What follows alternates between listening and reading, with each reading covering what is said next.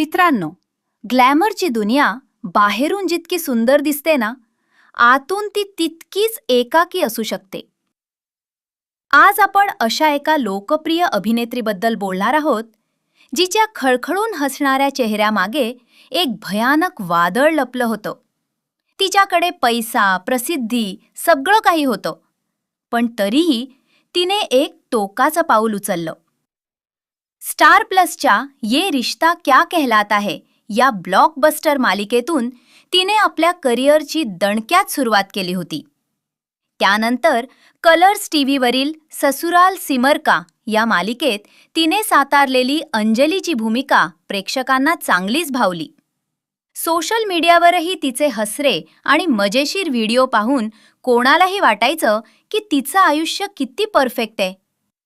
पण मित्रांनो, 16 ऑक्टोबर 2022ला एक अशी बातमी आली जिने संपूर्ण मनोरंजन विश्वाला हादरवून सोडलं. होय, आपण बोलतोय प्रसिद्ध अभिनेत्री वैशाली ठक्करबद्दल. इतकं यश मिळूनही वयाच्या अवघ्या 30व्या वर्षी वैशालीने इंदूरच्या घरी गळफास घेऊन आपली जीवनयात्रा कायमची संपवली. पडद्यावर नेहमी आनंदी दिसणारी वैशाली आतून एका मोठ्या मानसिक त्रासातून जात होती. तिच्या या अचानक जाण्यानं टीव्ही इंडस्ट्रीनं एक अत्यंत गुणी अभिनेत्री कायमची गमावली.